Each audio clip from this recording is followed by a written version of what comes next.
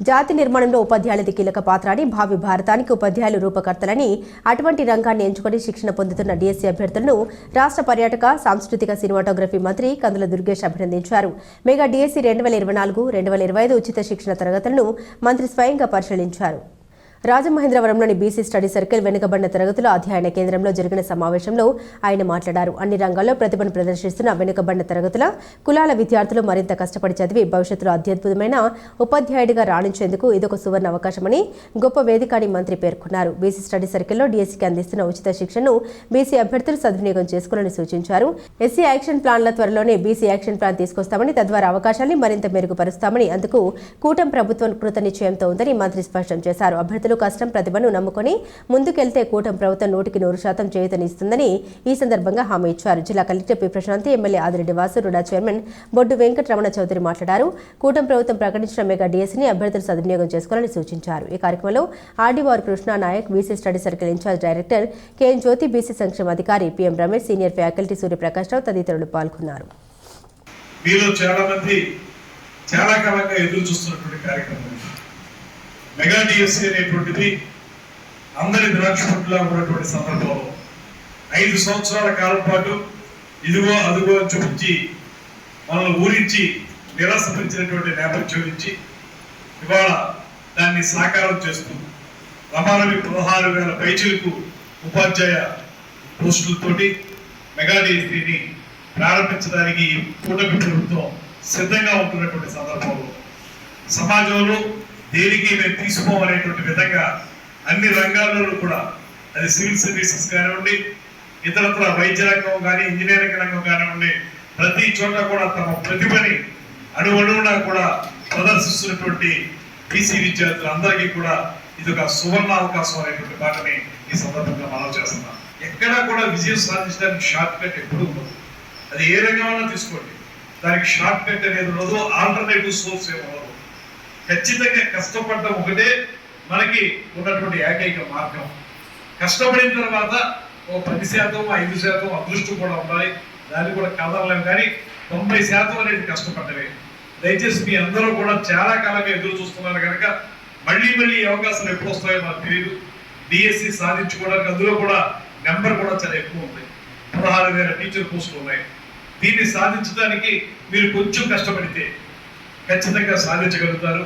అయితే ఈ study circle వల్ల మీకు వచ్చేటువంటి ఉపయోగం ఏంటంటే, మీరు విడివిడిగా మీరు శిక్షణ పొందితే అది మిమ్మల్ని పూర్తిగా ఏకాగ్రతతో ముందుకు వెళ్ళేదానికి అవకాశాన్ని ఇవ్వదు. అదే ఒక కాంపిటేటివ్ ఎన్వైరన్మెంట్లో ఆ పోటీ తత్వంతో మనం వాటి మీద దృష్టి పెట్టగలిగితే, లేకపోతే అందరం కలిసి మనం కూర్చుని ఇలా మాట్లాడాలి, ఇలా ముందుకు వెళ్ళాలనేటువంటి ఆలోచనలు పంచుకుని వెళ్ళడం ద్వారా మీకు మీ శక్తి 50% అయితే, ఇలాంటి స్టడీ సర్కిల్స్ ద్వారా మరో 50% శక్తి మీకు లభిస్తుంది అనేటువంటి మాత్రం మెగా డిఎస్సీ లాస్ట్ 5 years లో అది పెద్ద టగా డిఎస్సీ అయిపోయింది. ఎందుకంటే యువకాలంలో కూడా లోకేష్ గారు పదే అనేవారు. ఈ రోజున ఏదైతే మెర్జింగ్ అనే థీమ్ తోటి వెళ్ళారో లాస్ట్ గవర్నమెంట్ లో, వాళ్ళు అది కలపడం వల్ల, అలాగే పోస్ట్ కోవిడ్ కొన్ని పరిణామాల రీత్యా రిటైర్ అయిన తర్వాత కొంతమందిని న్యూ అపాయింటీస్ తీసుకోకపోవడం వల్ల, న్యూ డిఎస్సీ రాకపోవడం వల్ల విద్యా వ్యవస్థలోనే చాలా ఇబ్బందులు మనం చూసాం. మీరు చూస్తే కొన్ని చోట్ల పెర్ఫార్మెన్సెస్ కూడా డౌన్ఫాల్ కనబడేది. బెస్ట్ పెర్ఫార్మింగ్ స్కూల్స్ కూడా చాలా డౌన్ఫాల్స్ కనబడేది. కారణాలు ఏంటిది అన్వేషించినప్పుడు ఒకటి ఫ్యాకల్టీ షార్టేజ్, మరొకటి సంస్కరణ. అంటే అవగాహన లేని ప్రయోగాలతోటి పిల్లలు జీవితాలతోటి చాలా ఇబ్బందికర పరిస్థితులు చూసాం గత 5 సంవత్సరాలు. ఇప్పుడు ఆ ప్రయోగాలు చేసే ఆలోచన అయితే ఎన్డీఏ కూటమిగా మాకు లేదు.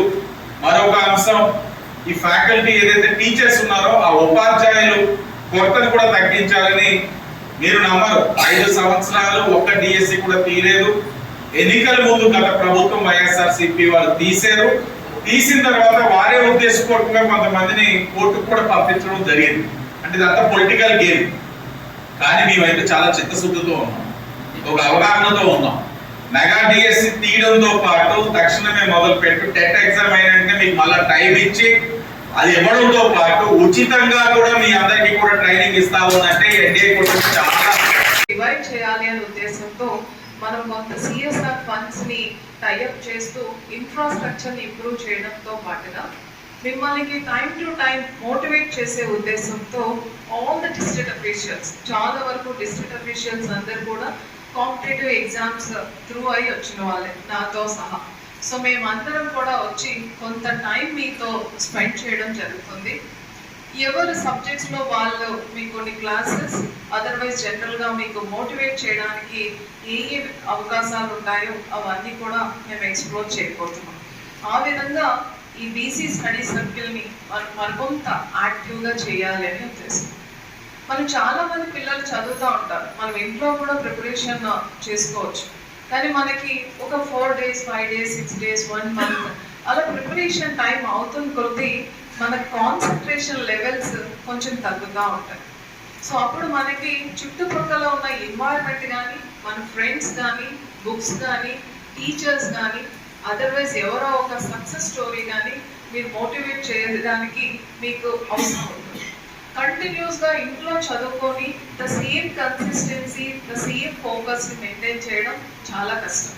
అందుకే మీరు చూస్తే ఇప్పుడు ఐఏఎస్లో చూస్తే ఐఐటి నుండి వచ్చిన ఐఏఎస్ చాలా ఎక్కువ మంది ఉంటారు. బికాస్ ఐఐటిలో సీనియర్స్ అందరు కూడా వాళ్ళని అలానే గైడ్ చేస్తారు. Second successful institution is Delhi university. Delhi university Hindi college నుంచి చూస్తే చాలా మంది సక్సెస్ఫుల్ కాంపిటేటివ్ ఎగ్జామ్స్లో సక్సెస్ఫుల్గా వచ్చిన వాళ్ళు ఉంటారు.